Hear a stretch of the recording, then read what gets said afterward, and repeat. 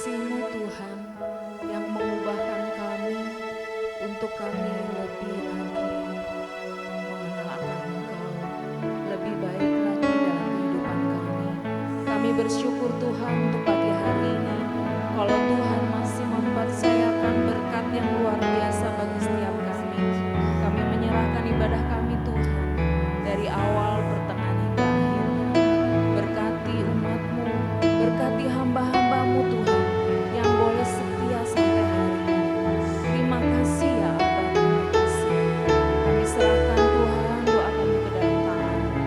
Di dalam nama Tuhan Yesus Kristus, kami berdoa dan bersyukur.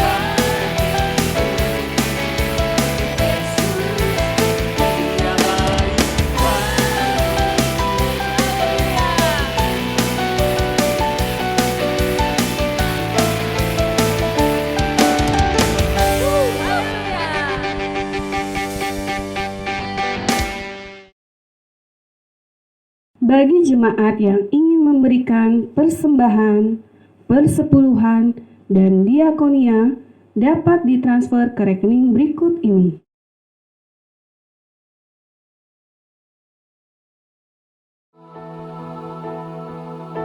Curahkanlah kuasa-Mu Tuhan.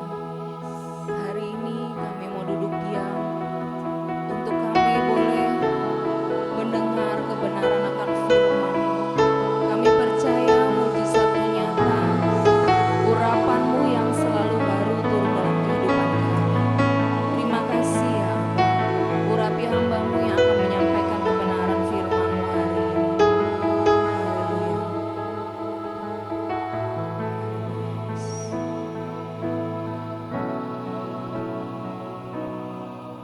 Ku rasakan kasih-Mu Tuhan, ku rasakan kuasa-Mu Tuhan,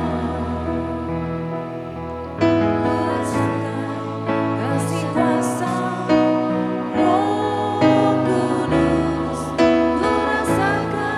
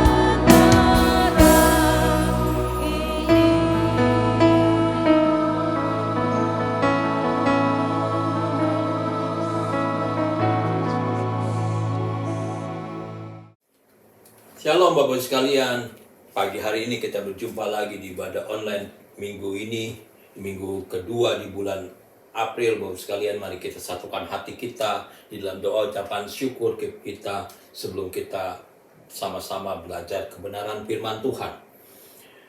Bapak, kami bersyukur Tuhan, pagi hari ini kami boleh memuji, meninggikan, menyembah Engkau, Allah yang hebat, Allah yang perkasa, Allah yang luar biasa bagi kami. Terima kasih ya Bapak, Engkau memberikan kesempatan, Engkau memberikan waktu bagi kami. Terima kasih, kami bersyukur ya Tuhan. Biarlah Roh Kudus mengurapi kami semua, Hamba menyampaikan kebenaran firman-Mu, baik yang mendengarkan dimanapun berada, urapan yang sama, urapan dari Roh Kudus turun atas kami semuanya. Terima kasih ya Bapa, kami bersyukur pagi hari ini. Di dalam nama Tuhan Yesus Kristus kami telah berdoa syukur, sama-sama kita katakan, amin.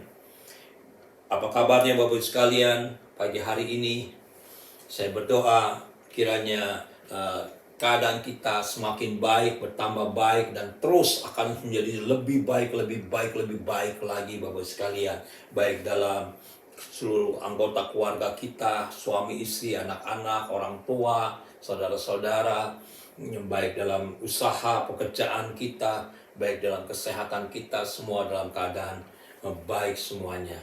Bapak sekalian, pagi hari ini saya akan sharing firman Tuhan tentang Paskah, di mana pada tanggal 15 Jumat yang akan datang Bapak sekalian ya, hari Jumat tanggal 15 kita akan merayakan hari raya kematian Tuhan Yesus Kristus atau wafatnya Tuhan Yesus Kristus. Hari raya yang sangat penting bagi kita orang percaya, bagi kita semuanya yang beragama Kristen. Kita tentu akan merayakan hari raya tersebut Bapak sekalian. Kemudian tanggal 17-nya hari Minggu depan Bapak sekalian, kita akan merayakan hari raya Paskah Bapak sekalian. Hari raya Paskah juga hari raya di mana Tuhan Yesus dibangkitkan dari kematian, dari kubur Bapak sekalian. Ya, Bapak sekalian, ini hari raya yang penting bagi kita semuanya umat-umat Kristiani. Sesungguhnya Bapak sekalian, Paskah ini adalah hari raya utama yang harus dirayakan bukan hanya oleh kita, tetapi juga oleh bangsa Israel Bapak sekalian. Firman Tuhan menulis ada 3 hari raya utama yang harus dirayakan oleh bangsa Israel setiap tahunnya, dan salah satunya Bapak sekalian hari raya Paskah ini. Ya, hari raya Paskah ini diperintahkan langsung oleh Tuhan Allah kepada bangsa Israel untuk dirayakan Bapak sekalian setiap tahunnya di bulan pertama, di tanggal 14 Bapak sekalian, bangsa Israel harus merayakan Paskah setiap tahunnya. Ulangan 16 ayat 1 firman Tuhan menuliskan, mari kita buka firman Tuhan di Ulangan 16 ayat 1 Bapak sekalian. Bapak sekalian bisa boleh buka Alkitab kita sama-sama membaca firman Tuhan di Ulangan 16 ayat 1. Demikianlah firman Tuhan. Ingatlah akan bulan Abib dan rayakanlah Paskah bagi Tuhan Allahmu, sebab dalam bulan Abib itulah Tuhan Allahmu membawa engkau keluar dari Mesir pada waktu malam. Jadi Bapak sekalian, menurut kalender atau penanggalan orang Yahudi, bulan Abib adalah bulan yang pertama dari bulan pertama di kalender orang-orang Yahudi atau bangsa Israel. Dan di tanggal 14 itulah bangsa Israel merayakan Paskah. Untuk apa merayakan Paskah tersebut? Bapak sekalian, firman Tuhan mencatat, menulis, ya, di bulan Abib itulah Tuhan Allahmu membawa engkau keluar dari Mesir. Jadi untuk mengingat bahwa di bulan Abib, di bulan pertama itu Tuhan Allah membawa bangsa Israel keluar dari Mesir. Kemudian Bapak sekalian, kita belajar firman Tuhan, kenapa bangsa Israel dibawa oleh Tuhan keluar dari Mesir Bapak sekalian ya. Kenapa bangsa Israel bisa dibawa Tuhan Allah keluar dari Mesir, tidak tinggal di Mesir saja ya. Firman Tuhan mencatat di Keluaran 2 ayat 23. Keluaran 2 ayat 23 firman Tuhan mencatat, lama sesudah itu matilah Raja Mesir, tetapi orang Israel masih mengeluh karena perbudakan. Dan mereka berseru-seru sehingga teriak mereka minta tolong karena perbudakan itu sampai kepada Allah. Jadi Bapak sekalian, alasan kenapa Tuhan membawa bangsa Israel keluar dari Mesir, karena bangsa Israel berteriak, berseru-seru, minta tolong kepada Tuhan Allahnya, ya, minta tolong kepada Tuhan Allahnya karena mereka di Mesir mengalami perbudakan, Bapak sekalian. Ya, karena mereka mengalami perbudakan tinggal di Mesir, Bapak sekalian. Sebelumnya, Bapak sekalian, ketika Yusuf masih hidup, ya, ketika Yusuf masih hidup, bangsa Israel tinggal di Mesir, di tanah yang terbaik, Bapak sekalian, di tanah yang terbaik. Mereka bisa tinggal dengan tenang, mereka bisa beranak, mempunyai cucu, Bapak sekalian, bisa mengembalakan kambing domba, ya, hidup dengan tenang, ya, ketika Yusuf masih ada. Tetapi ketika Yusuf meninggal, ya, ketika Yusuf meninggal dan Raja Mesir berganti juga, Bapak sekalian, mulailah bangsa Israel mengalami tekanan-tekanan, mengalami masalah, mulailah bangsa Israel mengalami perbudakan ini. Karena bangsa Mesir, Raja Mesir mulai berpikir bahwa bangsa Israel makin bertambah banyak, memenuhi negeri Mesir, sehingga Mesir merasa takut kalau negerinya akan dikuasai oleh Israel. Keluaran 1 ayat 7-14 menuliskan firman Tuhan seperti ini. Cukup panjang, Bapak sekalian. Keluaran 1 ayat 7-14. Ayat 7 firman Tuhan berkata, orang Israel beranak cucu dan tak terbilang jumlahnya. Mereka bertambah banyak dan dengan dahsyat berlipat ganda sehingga negeri itu dipenuhi oleh mereka. Ya, firman Tuhan ayat 7 berkata bahwa beranak cucu tidak terbilang jumlahnya bangsa Israel di tanah Mesir. Berlipat ganda dengan dahsyat sehingga negeri itu dipenuhi oleh bangsa Israel. Negeri Mesir dipenuhi oleh bangsa Israel.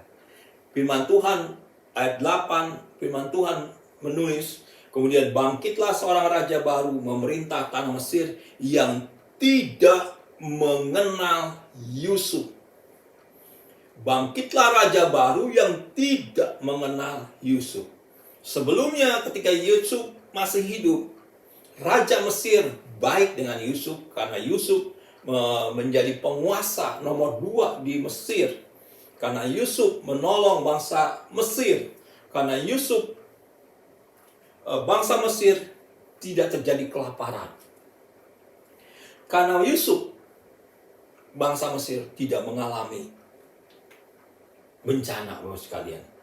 Tetapi ketika ada raja baru dan Yusuf sudah meninggal, Bapak sekalian, raja tersebut tidak tahu, tidak kenal dengan Yusuf.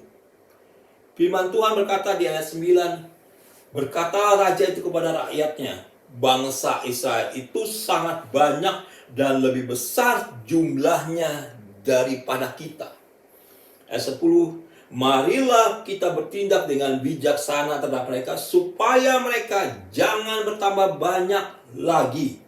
Dan jika terjadi peperangan, jangan bersekutu nanti dengan musuh kita dan memerangi kita lalu pergi dari negeri ini. Ya, itu yang ketakutan Raja Mesir yang disampaikan kepada seluruh Mesir. Sebab itu dilakukan tindakan terhadap orang Israel ini. Apa tindakannya? Ayat 11 firman Tuhan berkata, sebab itu pengawas-pengawas Rohani ditempatkan atas mereka untuk menindas mereka. Dengan kerja paksa, mereka harus mendirikan bagi Firaun kota-kota perbekalan, yaitu Pitom dan Ramses. Jadi bangsa Israel supaya mereka tidak bertambah banyak, ya, berlipat ganda secara cepat, beranak cucu terus, bangsa Israel ditindas oleh bangsa Mesir dengan kerja paksa, ya, dengan kerja paksa. Jadi kerja tapi dipaksa, bos sekalian, ya, dilakukan kepada bangsa Israel oleh bangsa Mesir.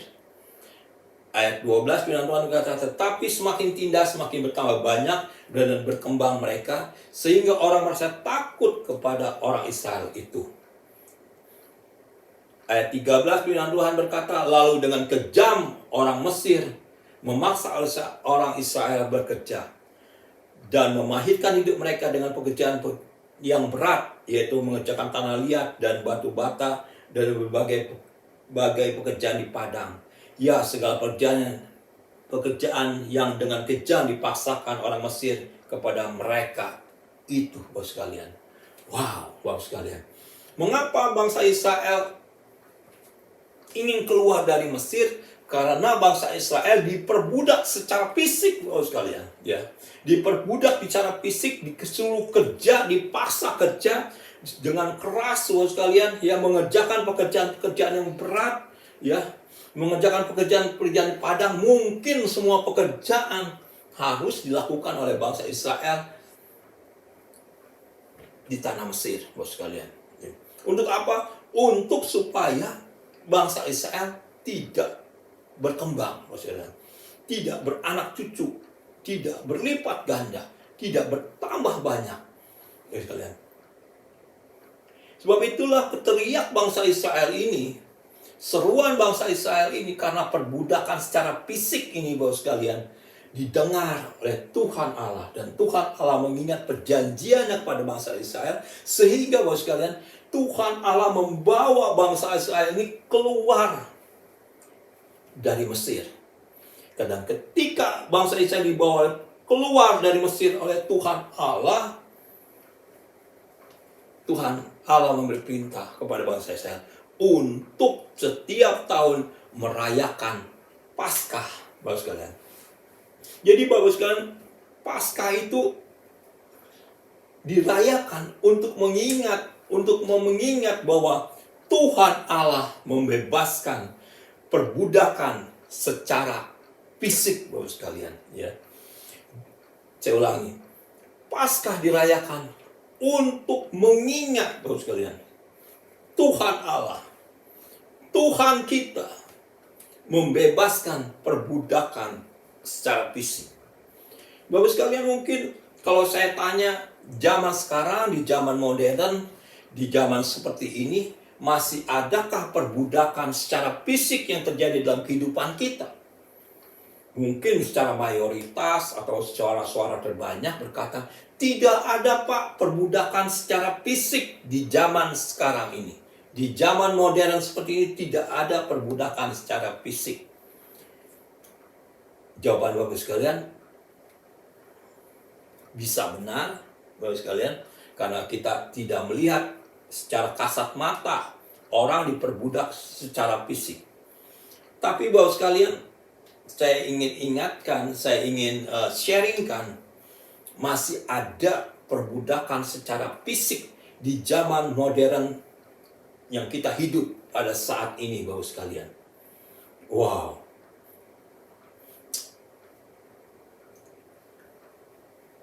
Contohnya, Bapak sekalian, kita mungkin sering mendengar berita melalui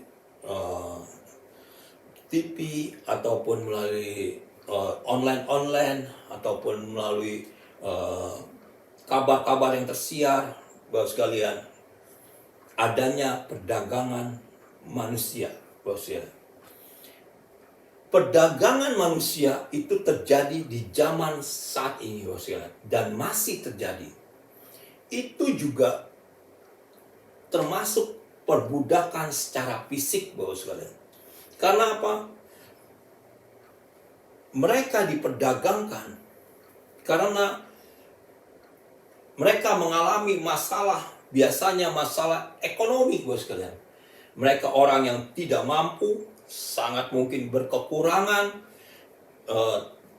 tidak bisa melakukan sesuatu secara ekonomi, sehingga ketika ditawarkan uang, Bapak sekalian, mereka langsung terima. Dan perdagangan manusia ini, ketika ada transaksi uang yang diterima, orang yang menerima tersebut masuk kepada perbudakan secara fisik. Bisa saja orang tersebut akhirnya disuruh melakukan menjadi pelayan seksual, Bapak sekalian. Kalau tidak mau, akan ditekan, akan diintimidasi, karena dia sudah terima uang, Bapak sekalian, yang mungkin pertama kali sebagai pertolongan, tetapi pada akhirnya adalah yang menekan dia, Bapak sekalian. Ya, apakah terjadi pada saat ini di zaman modern ini? Terjadi, Bapak sekalian, banyak sekali. Ya, banyak sekali kasus-kasus perdagangan manusia. Bisa organ tubuhnya diambil untuk dijual, Bapak sekalian. Mungkin ginjalnya atau organ-organ yang lain, matanya, Bapak sekalian. Itu juga termasuk dari perbudakan secara fisik, Bapak sekalian. Baru-baru ini kita dikejutkan oleh kasus, Bapak sekalian, ada kerangkeng manusia di daerah Langkat, Bapak sekalian, di daerah Sumatera sana ada kerangkeng manusia. Bayangkan di zaman modern ini, di zaman kita ini masih ada kerangkeng manusia. Pertamanya kerangkeng tersebut dengan alasan untuk rehab orang-orang yang terkena narkoba. Tetapi pada kenyataannya mereka disiksa. Mereka dipekerjakan di perkebunan yang mempunyai kerangkeng tersebut, Bapak sekalian. Bukankah ini juga perbudakan secara fisik? Mereka tidak mampu berbuat apa-apa, mereka tidak mampu melawan apa-apa. Mereka seakan-akan diperbudak. Kalau tidak mau melakukan apa yang diperintahkan, mereka akan disiksa, diintimidasi, Bapak sekalian. Bayangkan, Bapak sekalian. Perbudakan secara fisik di zaman kita yang sudah modern sini masih terjadi. Atau mungkin perbudakan secara fisik yang lain. Mari Bapak sekalian, kalau kita mengalami perbudakan secara fisik, ingatlah ada Paskah. Ketika bangsa Israel berteriak, Tuhan Allah turun menolong, membebaskan bangsa Israel dari perbudakan secara fisik. Kita juga berdoa kalau kita mengalami perbudakan secara fisik, Bapak sekalian, Tuhan Allah mampu menolong kita, membebaskan kita dari perbudakan secara fisik. Yang kedua, Bapak sekalian, Paskah bukan hanya membebaskan kita dari perbudakan secara fisik. Yang kedua adalah Paskah bicara membebaskan kita dari perbudakan akan dosa. Yohanes 8 ayat 34, firman Tuhan menulis, Bapak sekalian. Mari kita buka Yohanes 8 ayat 34, firman Tuhan menulis. Kata Yesus kepada mereka, Aku berkata kepadamu, sesungguhnya setiap orang yang berbuat dosa adalah hamba dosa. Ya. Firman Tuhan ini jelas menulis, Bapak sekalian. Setiap orang yang berbuat dosa adalah hamba. Hamba itu sama dengan budak, Bapak sekalian. Ya. Jadi setiap kita yang berbuat dosa adalah budak dosa, Bapak sekalian. Hamba dosa. Ya. Mungkin saya mah dosanya dosa kecil, cuma berbohong, cuma nipu, bukan dosa yang besar, bukan yang membunuh, bukan menjadi perampok, Bapak sekalian, bukan melakukan hal-hal yang besar, Bapak sekalian. Ya. Tapi firman Tuhan mencatat bahwa sesungguhnya setiap orang yang berbuat dosa, bukan dosa besar, dosa kecil, dosa abu-abu, dosa putih atau dosa hitam, bukan. Setiap orang yang berbuat dosa adalah hamba dosa atau budak dosa, Bapak sekalian.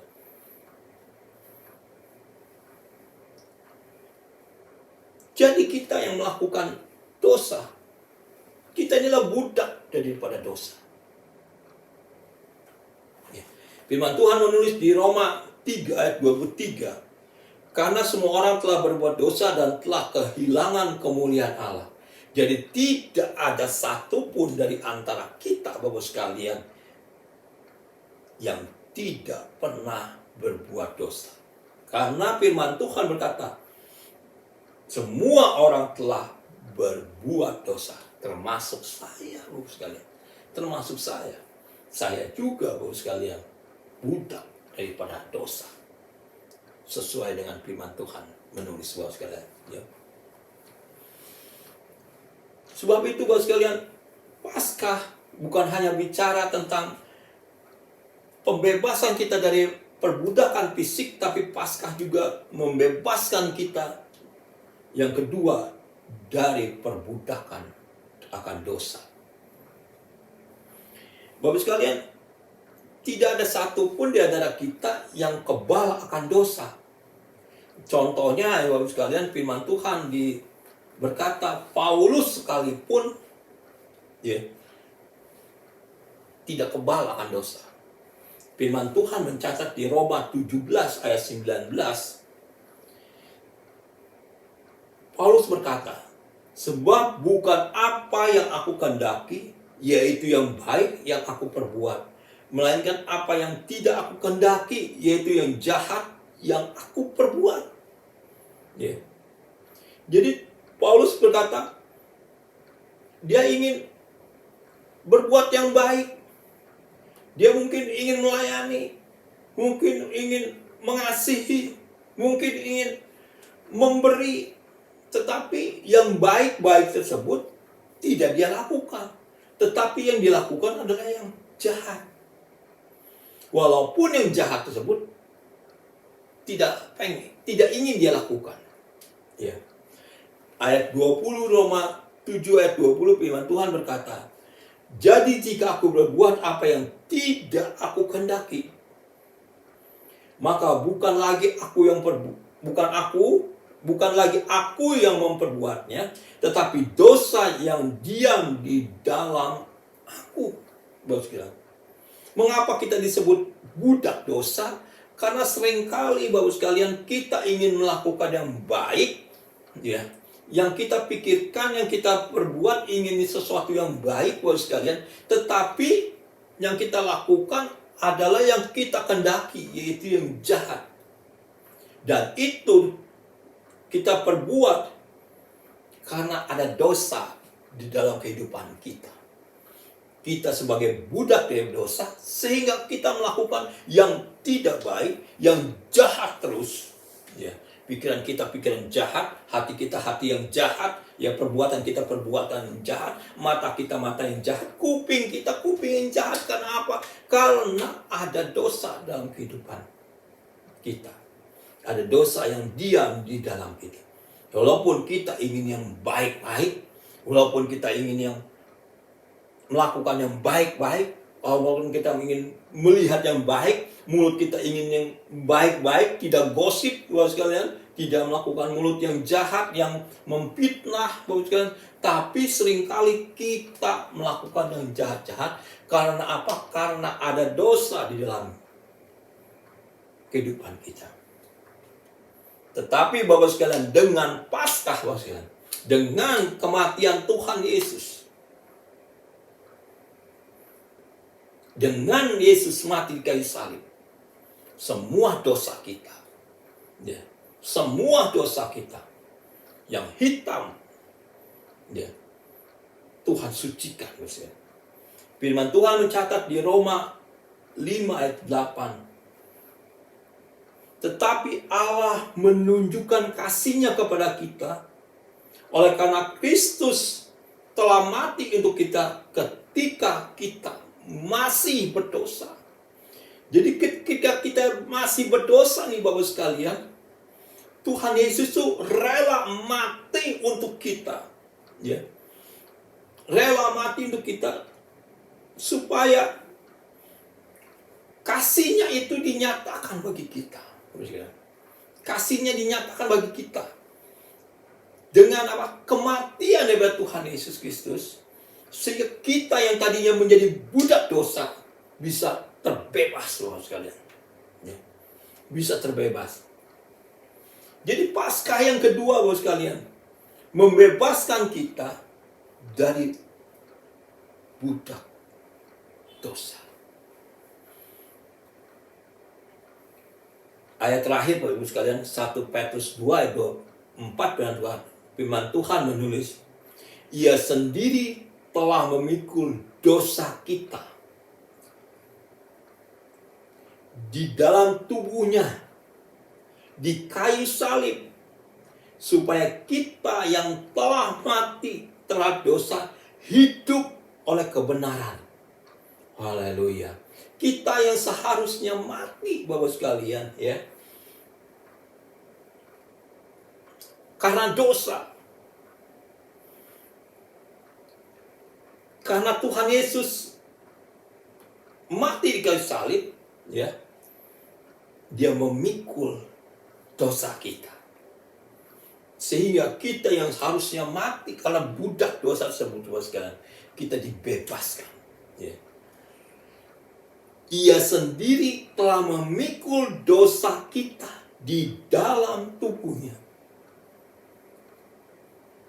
Tuhan Yesus memikul dosa kita yang seharusnya kita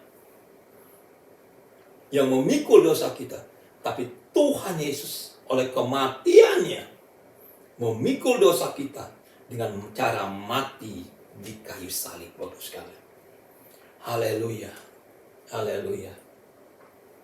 Sebab itu Bapak sekalian, kita yang sudah dibebaskan, yang sudah percaya pada Tuhan Yesus Kristus,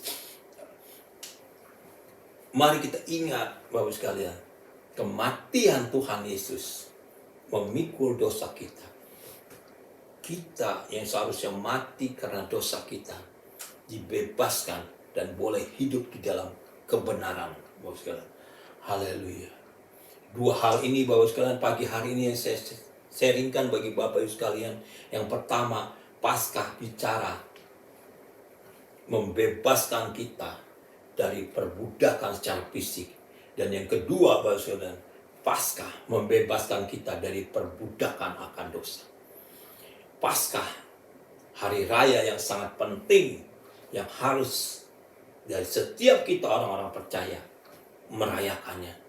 Karena ketika merayakan Paskah, kita merayakan, mengingat kasih Tuhan atas kehidupan kita. Ya. Kasih Tuhan atas kehidupan kita. Karena begitu besar Tuhan mengasihi kita. Rela Bapak sekalian mati di kayu salib untuk membebaskan kita. Supaya apa? Kita hidup di dalam kebenaran firman Tuhan. Sebab itu pagi hari ini Bapak sekalian,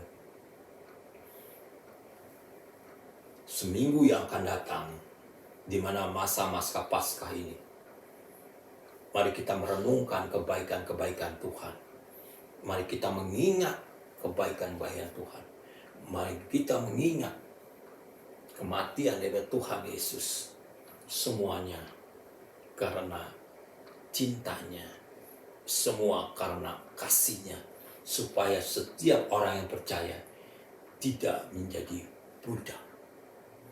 Kiranya Tuhan Yesus memberkati kita semuanya.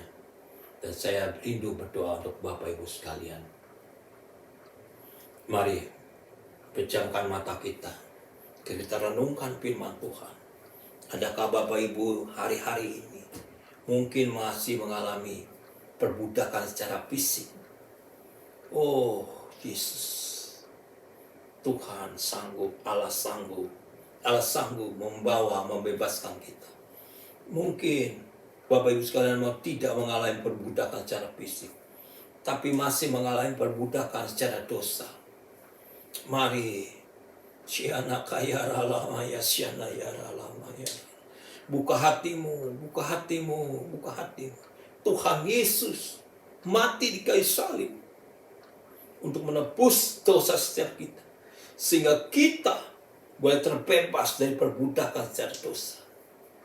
Oh Jesus, Jesus. Tiada lama ya syanda kaya. Lawat Tuhan setiap umatmu.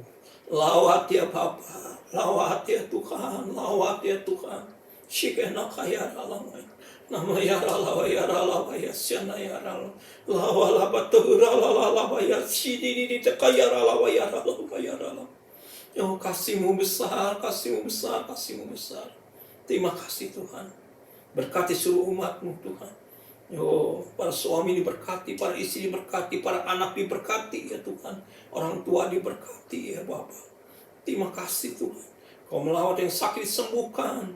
Oh, yang butuh jalan keluar, Kau membuka jalan. Oh, Yesus yang butuh pekerjaan, Kau membuka Tuhan jalan Tuhan. Terima kasih Tuhan. Biarlah mereka setiap usaha mereka Kau buat berhasil. Setiap pekerjaan mereka buat berhasil ya Tuhan. Damai sejahtera Kau turun setiap umat-Mu ya Bapa. Terima kasih Bapa. Terima kasih ya Tuhan. Saatnya kami akan berpisah satu sama lain. Kami siapkan hati kami untuk menerima berkat yang terbaik dari Engkau sendiri. Mari angkat kedua tangan kita. Terimalah berkat yang terbaik dari surgawi di dalam cinta dan kasih buat Tuhan Yesus Kristus. Penyataan dan penghiburan Roh Kudus menyertai kita mulai pagi hari ini sampai Maranatha Tuhan Yesus datang untuk dua kali menjemput kita di awan-awan yang permai. Kita yang percaya menerima sama-sama kita katakan amin. Tuhan Yesus memberkati. Selamat hari Minggu. God bless you. Udah well?